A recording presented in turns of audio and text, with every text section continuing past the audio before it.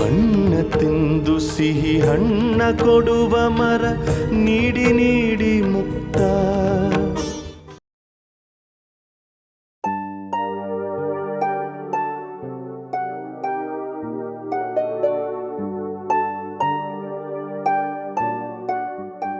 ಅಮ್ಮ, ಕಾಫಿ ತಗೊಳ್ಳಿ. ಕಾಫಿ ಕುಡಿದು ಮುಗಿಸಿ ಇಬ್ರು ವಾಕಿಂಗ್ ಹೋಗ್ಬಿಟ್ಟು ಬರೋಣ.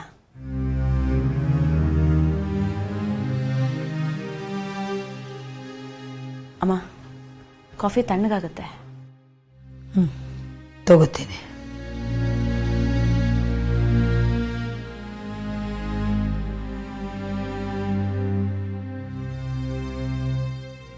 ಯಾಕಮ್ಮ, ಯಾಕೊಂಥರ ಇದ್ದೀರಾ? ದೇವಾನಂದವ್ರು ಏನಾದರೂ ಫೋನ್ ಮಾಡಿದ್ರಾ?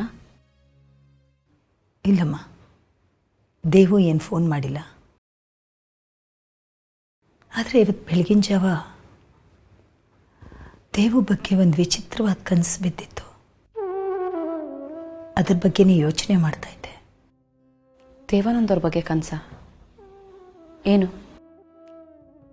ತುಂಬ ವಿಚಿತ್ರವಾದ ಕನಸದು. ಕೃಷ್ಣ ದೇವು ಇಬ್ರು ಇನ್ನ ಪುಟ್ಟ ಹುಡುಗರು. ಇಬ್ರು ಸ್ಕೂಲಿಂದ ಮನೆಗೆ ಬರ್ತಾ ಇದ್ದಾರೆ. ಇದ್ದಕ್ಕಿದ್ದ ಹಾಗೆ ಕೃಷ್ಣ ದೇವಾನಂದ ಒಬ್ಬನೇ ಬಿಟ್ಬಿಟ್ಟು ಬೇರೆ ಕಡೆ ಹೊರಟ್ಬಿಟ್ಟ. ದೇವಾನಂದು ಒಬ್ಬನೇ ಮಂಕಾಗಿ ಸ್ಕೂಲ್ ಹತ್ರ ಕಾಯ್ತಾ ಇದ್ದ. ನಾನು ಇವರಿಬ್ಬರನ್ನ ಕರ್ಕೊಂಬರ್ಬೇಕು ಅಂತ ಕಾರಲ್ಲಿ ಹೊರಟಿದ್ದೀನಿ. ನಾನು ಒಂದು ಕಡೆ ಹೇಳ್ತಾ ಇದ್ದೀನಿ, ಕಾರ್ ಇನ್ನೊಂದು ಕಡೆ ಹೋಗ್ತಾ ಇದೆ. ಆ ಡ್ರೈವರ್ಗೆ ಈ ಕಡೆ ಹೋಗು, ಈ ಕಡೆ ಹೋಗು ಅಂತ ಹೇಳಿದ್ರು ಅವನು ಕೇಳ್ತಾ ಇರಲಿಲ್ಲ. ದೇವಾನಂದು ನನಗೋಸ್ಕರ ಕಾಯ್ತಾ ಇದ್ದಾನೆ. ನಾನು ಅವನು ಕರ್ಕೊಬೇಕು ಅಂತ ಹೋಗ್ತಾ ಇದ್ದೀನಿ. ಆದರೆ ಇಬ್ರು ಬೇರೆ ಕಡೆ ಹೋಗ್ತಾ ಇದ್ದೀವಿ.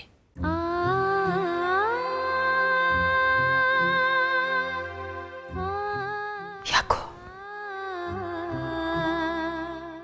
ಬೆಳಿಗ್ಗೆ ಎದ್ದಾಗಿಂದ ಆ ಕನಸು ಬಗ್ಗೆ ಯೋಚನೆ ಮಾಡಿದ್ರೆ ದೇವು ಏನೋ ಸಮಸ್ಯೆಯಲ್ಲಿ ಸಿಕ್ಬಿದ್ದಿದ್ದಾನೆ. ಒಬ್ಬನೇ ಸಂಕಟ ಪಡ್ತಾ ಇದ್ದೇನೆ ಅನಿಸ್ತಾ ಇದೆ. ಇಲ್ಲಮ್ಮ, ದೇವಾನಂದವ್ರಿಗೆ ಏನೂ ಆಗಿರಲ್ಲ. ಒಂದೊಂದ್ಸಲಿ ನನಗೂ ಈ ಥರದ್ದೆಲ್ಲ ಕನಸುಗಳು ಬೀಳ್ತಾ ಇರುತ್ತೆ. ಇಂಥ ಕನಸುಗಳಿಗೆ ಅರ್ಥ ಇರೋದಿಲ್ಲ. ನೀನು ಹೇಳಿದ ನಿಜ. ಆದರೂ ಯಾಕೋ ನನ್ನ ಮನಸ್ಸಿಗೆ ಥರ ಸಂಕಟ ಆಗ್ತಾ ಇದೆ.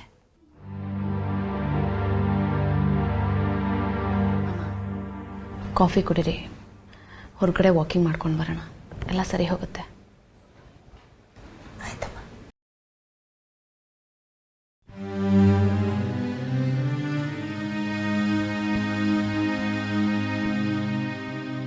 ನಮಸ್ಕಾರ ಚಿದಾನಂದ್ ಅವರೇ. ನಮಸ್ತೆ. ನಮಸ್ತೆ. ಅಮ್ಮನ ನೋಡಕ್ಕೆ ಬಂದ್ರಾ? ಹಾಂ, ಕೂತ್ಕೊಡಿ, ಕರ್ಕೊಂಬರ್ತೀನಿ.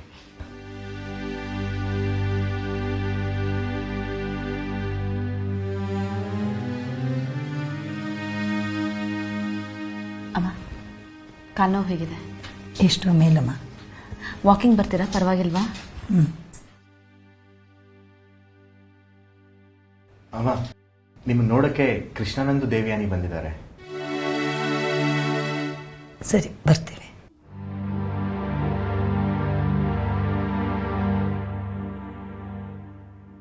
ಕೃಷ್ಣಾನಂದ್ ಕರೆದಿದ್ದೀನಿ, ಬರ್ತಾ ಇದ್ದಾರೆ.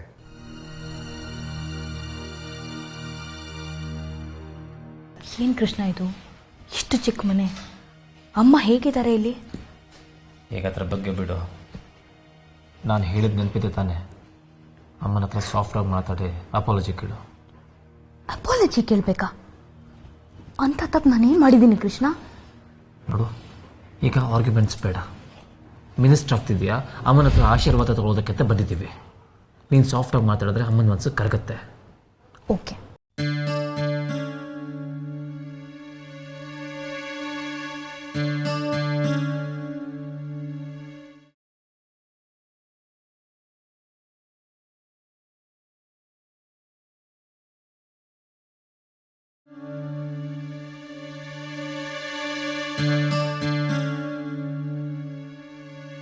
ಹೇಗಿದ್ದೀರಿ ನಿವೇದಿತಾ? ಚೆನ್ನಾಗಿದ್ದೀನಿ. ನೀವು ಹೇಗಿದ್ದೀರಿ? ಚಾನಲ್ ಕೆಲಸಗಳು ಹೇಗೆ ನಡೀತಾ ಇದೆ? ಆ್ಯಕ್ಚುಲಿ ತುಂಬಾ ಸ್ಮೂತಾಗಿ ನಡೀತಾ ಇದೆ. ನೀವು ಬಿಟ್ಟು ಹೋದ್ಮೇಲೆ ಸುಮಾರು ಪ್ರೋಗ್ರಾಮ್ಗಳು ಚೇಂಜ್ ಆಗಿದೆ. ನೀವು ನೋಡಿರ್ಬೇಕಲ್ಲ. ನೀವು ಹೇಗಿದ್ದೀರಿ ಅತ್ತೆ? ಪರವಾಗಿಲ್ಲಮ್ಮ, ಕೂತ್ಕೊಳ್ಳಿ.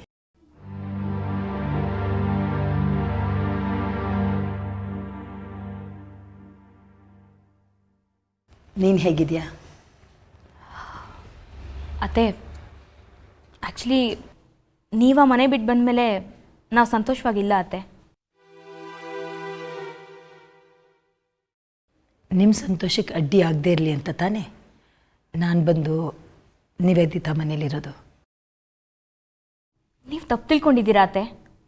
ನೀವು ಮನೆ ಬಿಟ್ಟು ಹೋಗಲಿ ಅಂತ ನಾನು ಯಾಕೆ ಅನ್ಕೋಬೇಕು ಹೇಳಿ? ಅವತ್ತು ನಾನು ಆಫೀಸ್ ಟೆನ್ಷನಲ್ಲಿದ್ದೆ. ಆಗ ತಾನೇ ನಮ್ಮ ಚಾನೆಲ್ಗೆ ನಾನು MD ಆಗಿದ್ದೆ. ಪೆಂಡಿಂಗ್ ಕೆಲಸಗಳು ತುಂಬ ಇತ್ತು. ಅದು ಅಲ್ಲದೆ ಮಾರ್ಕೆಟಿಂಗ್ ಸೆಕ್ಷನ್ ಜೊತೆ ಒಂದು ಇಂಪಾರ್ಟೆಂಟ್ ಮೀಟಿಂಗ್ ಫಿಕ್ಸ್ ಆಗಿತ್ತು. ಅದಕ್ಕೆ ಅರ್ಜೆಂಟಲ್ಲಿದ್ದೆ. ಆದರೂ ನಾನು ನಿಮ್ಮ ಜೊತೆ ಹಾಗೆ ನಡ್ಕೋಬಾರ್ದಾಗಿತ್ತು. I am sorry for that. ಅಮ್ಮ ನೋಡು, ದೇವಿಯನ್ನೇ ನಿನ್ನ ಹತ್ರ ಸಾರಿ ಕೇಳಿದ್ದಾಯ್ತು. ಇನ್ನು ವಿಷಯನ ಬೆಳೆಸೋದು ಬೇಡ. ಈಗಲಾದರೂ ನಮ್ಮ ಮನೆಗೆ ಬಾ. ಬರಬಾರ್ದು ಅಂತ ಅಲ್ಲ ಕೃಷ್ಣ, ನೀವು 3 ಜನನೂ ನಿಮ್ಮ ಕೆಲಸದಲ್ಲೇ ಬ್ಯುಸಿಯಾಗಿರ್ತೀರಿ. ನನ್ನ ಜೊತೆ ಮಾತಾಡೋಕ್ಕೂ ನಿಮ್ಗೆ ಟೈಮ್ ಇರಲ್ಲ. ಮನೇಲಿ ಒಬ್ಬಳೇ ಇರಬೇಕಾಗತ್ತೆ. ತುಂಬ ಬೇಜಾರಾಗುತ್ತೆ. ಅದಕ್ಕೆ ಇಲ್ಲಿ ಬಂದಿರೋದು. ಇಲ್ಲಂದರೆ ನಿವೇದಿತಾ ಮನೇಲಿ ಎಲ್ಲರೂ ಮನೇಲೇ ಇರ್ತಾರೆ. ಹಿತ ಅನಿಸುತ್ತೆ. ಸ್ವಲ್ಪ ದಿವಸ ಇಲ್ಲಿರ್ತೀನಿ, ಆಮೇಲೆ ನೋಡೋಣ. ಅತ್ತೆ, ಬೇಕಾದರೆ ಕೆಲಸ ಬಿಟ್ಟು ನಾನು ನಿಮ್ಮ ಜೊತೆನೇ ಮನೇಲಿರ್ತೀನಿ. ಹೊರಗಿನ ಕೆಲಸಗಳೆಲ್ಲ ಇವ್ರು ನೋಡ್ಕೊಳ್ಳಿ. ವ್ಯಂಗ್ಯ ಮಾಡಬೇಡ ದೇವ್ಯಾನಿ. ನಾನು ವ್ಯಂಗ್ಯ ಮಾಡ್ತಾ ಇಲ್ಲ ಅತ್ತೆ, ನಿಜ ಹೇಳ್ತಾ ಇದ್ದೀನಿ. ನಿಮ್ಗಿಷ್ಟ ಆಗೋದಾದರೆ ನಾನು ಕೆಲಸ ಬಿಟ್ಟು ಮನೇಲೇ ನಿಮ್ಮ ಜೊತೆ ಇರ್ತೀನಿ.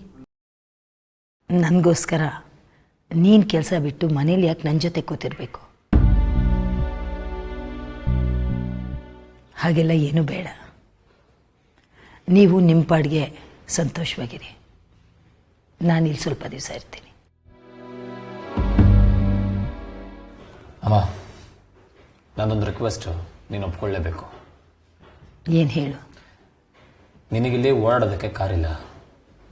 ನಾವೀಗ ಇಲ್ಲಿಗೆ ಯಾವ ಕಾರಲ್ಲಿ ಬಂದಿದ್ದೀವೋ ಅದನ್ನು ಇಲ್ಲೇ ಬಿಟ್ಟು ಹೋಗಬೇಕು ಅಂತ ಅಂದ್ಕೊಂಡಿದ್ದೀವಿ. ನೀನು ಅದನ್ನು ಉಪಯೋಗಿಸ್ಕೋಬೋದು. ಬೇಡ ಕೃಷ್ಣ, ನನಗೆ ಈ ಕಾರಿನ ಅಗತ್ಯ ಇಲ್ಲ. ಇಲ್ಲೆಲ್ಲರೂ ಬಸ್ಸು ಆಟೋಲೇ ಓಡಾಡ್ತಾರೆ. ನನಗೂ ಅದೇ ಅಭ್ಯಾಸ ಆಗಿದೆ. ಸರಿಮ್ಮ, ನಿನ್ನ ಮನಸ್ಸಿಗೆ ಹೇಗೆ ಅನಿಸುತ್ತೋ ಹಾಗೆ ಮಾಡು.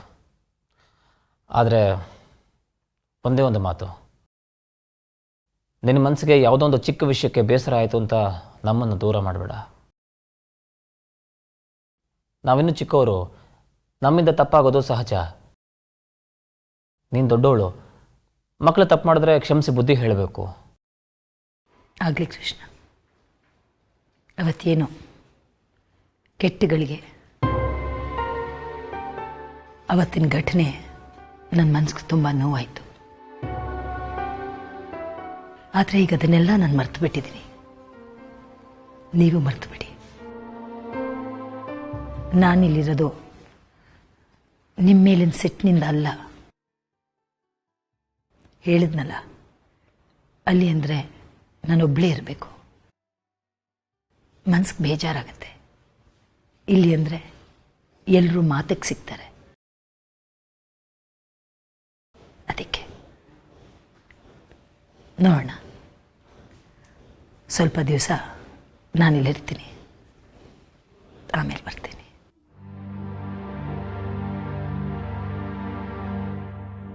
ಕುಡಿಯೋಕ್ಕೇನಾದರೂ ತಗೋತೀರಾ?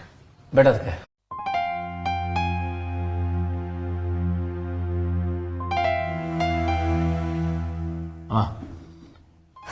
ನಿನ್ನ ಹತ್ರ ಇನ್ನೊಂದು ಮುಖ್ಯವಾದ ವಿಚಾರ ಮಾತಾಡಬೇಕು. ಏನು ಕೃಷ್ಣ? ದೇವು ಉಪಮುಖ್ಯಮಂತ್ರಿ ಸ್ಥಾನ ಹೋಯಿತು. ಹೌದಾ? ಯಾಕೆ? ಬಿಂಗ ಅಂಕಲ್ ಮನೆಗೆ ಬಂದಿದ್ರು. ಸ್ವತಃ ಅವರೇ ದೇವನ ಉಪಮುಖ್ಯಮಂತ್ರಿ ಸ್ಥಾನನ ಬಿಟ್ಕೊಡಿ ಅಂತ ಕೇಳಿದ್ರು. ಅಲ್ಲ ಕೃಷ್ಣ, ಇದನ್ನೆಲ್ಲ ನೀನು ಮುಂಚೆ ನನಗೆ ಯಾಕೆ ಹೇಳಲಿಲ್ಲ?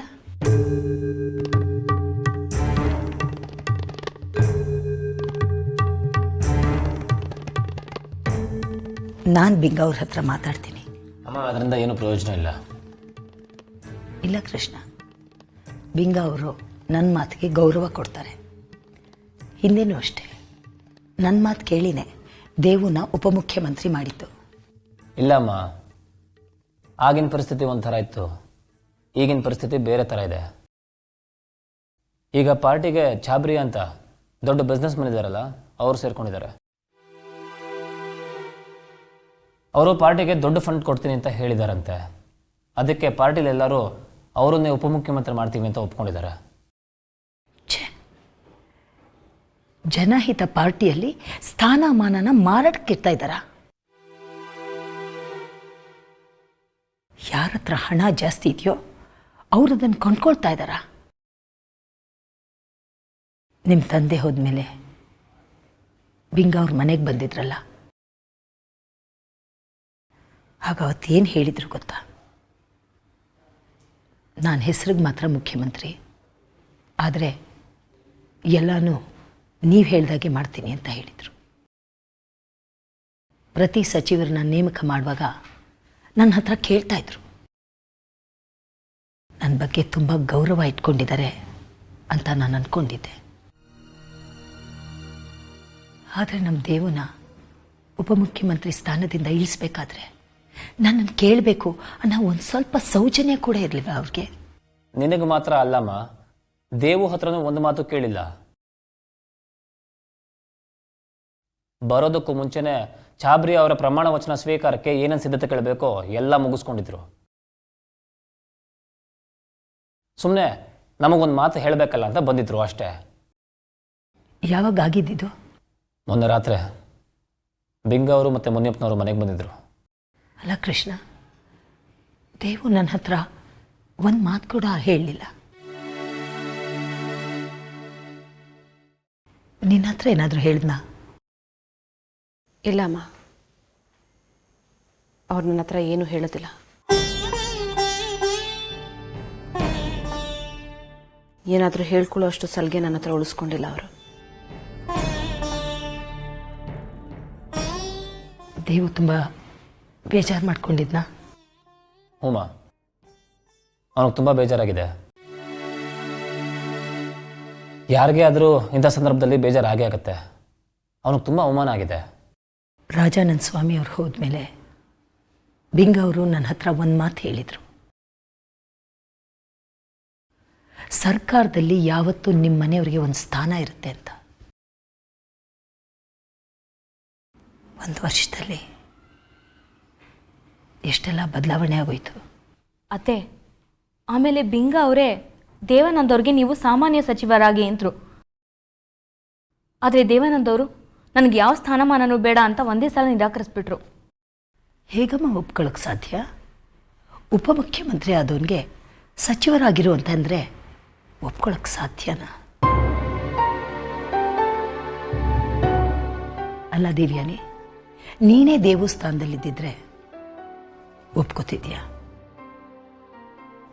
ಅಮ್ಮ, ಆಮೇಲೆ ಬಿಂಗ ಅವರು ನಮಗೆ ಇನ್ನೊಂದು ಆಫರ್ ಕೊಟ್ಟರು, ನಿಮ್ಮ ಫ್ಯಾಮಿಲಿಯಿಂದಲೇ ಯಾರಾದರೂ ಸಚಿವರಾಗಿ ಅಂತ. ನಾನು ದೇವೇನೇ ಆಗಲಿ ಅಂತ ಹೇಳಿದೆ.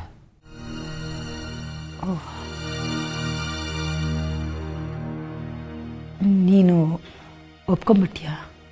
ಇಲ್ಲ ಇಲ್ಲ, ನಮ್ಮ ಫ್ಯಾಮಿಲಿಗೆ ಅವಮಾನ ಆಗಿರ್ಬೇಕಾದ್ರೆ ನಾನು ಹೇಗೆ ಒಪ್ಕೊಳ್ಳಿ? ಆದರೆ ಬಿಂಗ ಅವರು ಬಿಡಲೇ ಇಲ್ಲ.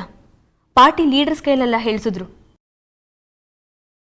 ಭುವನ್ ದಾಸ್ ಅವ್ರ ಕೈಲಿ, ಆಮೇಲೆ ಮುನಿಯಪ್ಪ ಅವ್ರ ಕೈಲಿ ಮತ್ತೆ ಮತ್ತೆ ಫೋನ್ ಮಾಡಿ ಹೇಳಿಸಿದ್ರು. ನಾನು ಬೇರೆ ದಾರಿ ಇಲ್ಲದೆ ಒಪ್ಕೋಬೇಕಾಯ್ತು. ಅದೂ ಅಲ್ಲದೆ ನಮ್ಮ ಫ್ಯಾಮಿಲಿಯಿಂದ ಯಾರೂ ಮಂತ್ರಿ ಆಗದೆ ಇದ್ರೆ ನಮ್ಮ ಫ್ಯಾಮಿಲಿಗಿರೋ ಇನ್ಫ್ಲೂಯೆನ್ಸು ಪೂರ್ತಿಯಾಗಿ ಹೊರಟೋಗಲ್ವಾ? ಓಹ್, ಕೃಷ್ಣಾನಂದು ದೇವಾನಂದ್ ಸ್ಥಾನದಲ್ಲಿ ಸಚಿವರಾಗ್ಬೋದಿತ್ತಲ್ವಾ? ಅದಕ್ಕೇನಾದರೂ ಅಡ್ಡಿ ಇತ್ತಾ? ಯಾರಾದರೂ ಲೇಡಿ ಕ್ಯಾಂಡಿಡೇಟು ಮಂತ್ರಿ ಆದರೆ ಚೆನ್ನಾಗಿರುತ್ತೆ ಅಂತ ಪಾರ್ಟಿನಲ್ಲಿ ಎಲ್ಲರೂ ಹೇಳಿದ್ರಂತೆ. ಆ್ಯಂಡ್ ಮುಂಚೆ ಬಿಂಗ ಅವ್ರ ಸರ್ಕಾರದಲ್ಲಿ ಅನುಪಮ ಅಂತ ಮಂತ್ರಿ ಇದ್ರಲ್ಲ, ಅವರು ಇವಾಗ ಇಲ್ವಂತೆ. ಸೊ ಅವ್ರ ಜಾಗದಲ್ಲಿ ಯಾರಾದರೂ ಲೇಡಿ ಕ್ಯಾಂಡಿಡೇಟೇ ಆದರೆ ಚೆನ್ನಾಗಿರುತ್ತೆ ಅಂತ ಪಾರ್ಟಿ ಹೈಕಮಾಂಡ್ ಅವರು ಹೇಳಿದ್ರಂತೆ. ಅದಕ್ಕೆ ನನಗೆ ಆಫರ್ ಕೊಟ್ಟರು, ನಾನು ಒಪ್ಕೋಬೇಕಾಯ್ತು.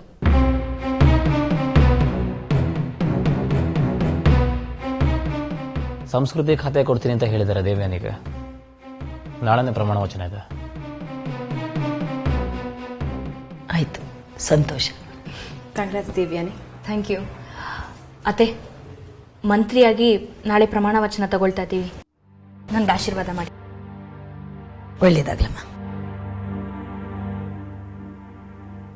ಅತ್ತೆ, ನಾಳೆ ಪ್ರಮಾಣ ವಚನ ಸ್ವೀಕಾರ ಸಮಾರಂಭಕ್ಕೆ ನೀವು ಬರಬೇಕು. ನೋಡೋಣ, ನನ್ನ ಕಾಲು ನೋವು ಇಲ್ಲದೇ ಇದ್ದರೆ ಬರ್ತೀನಿ. ನಿವೇದಿತಾ, ನೀವು ಬರಬೇಕು. ಹಾಂ, ಖಂಡಿತವಾಗ್ಲೂ ಬರ್ತೀನಿ. ಅಮ್ಮನ ಜೊತೆ ಬರ್ತೀನಿ. ಸರಿ ಅತ್ತೆ, ನಾವಿನ್ನು ಹೊರಡ್ತೀವಿ. ನಾಳೆ ಸಮಾರಂಭಕ್ಕೆ ನನ್ನ ರಿಲೇಟಿವ್ಸ್ನೆಲ್ಲ ಇನ್ನೂ ಕರೆಯೋದಿದೆ. ಹೊರಡ್ತೀವಿ. ಹೋಗಿ ಬನ್ನಿ.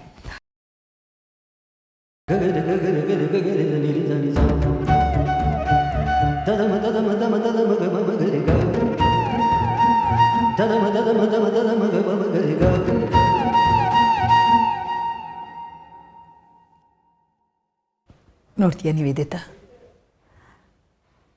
ಇವತ್ತು ಬೆಳಿಗ್ಗೆ ದೇವು ಬಗ್ಗೆ ಒಂದು ಕೆಟ್ಟ ಕನಸನ್ನ ಕಂಡೆ ಅಂತ ಹೇಳಿದೆ. ಅದು ನಿಜ ಆಗೇ ಬಿಡ್ತು. ದೇವುಗೆ ಕೃಷ್ಣ ದೇವಿಯಾನಿ ಹಾಗೆ ವ್ಯವಹಾರ ಜ್ಞಾನ ಇಲ್ಲ. ನಾನಿರೋ ತನಕ ಅವನಿಗೆ ಅನ್ಯಾಯ ಆಗದೇ ಇರೋ ಹಾಗೆ ನೋಡಿಕೊಂಡೆ. ನಾನಿಲ್ಲಿ ಬಂದ ತಕ್ಷಣ ಇವರಿಬ್ಬರು ಅವನ್ನೇ ಬಿಟ್ಟುಬಿಟ್ಟಿದ್ದಾರೆ. ತಮ್ಮ ಸ್ವಾರ್ಥಕ್ಕೆ ಅವನಿಗೆ ಅನ್ಯಾಯ ಮಾಡ್ತಾ ಇದ್ದಾರೆ. ಇವರಿಬ್ಬರು ತಮ್ಮ ಅನುಕೂಲ ಮಾತ್ರ ನೋಡ್ತಾ ಇದ್ದಾರೆ. ಅಲ್ದೇವೋ ಒಬ್ಬನೇ ಎಷ್ಟು ಸಂಕಟ ಪಡ್ತಾ ಇದ್ದಾನೋ ಏನೋ.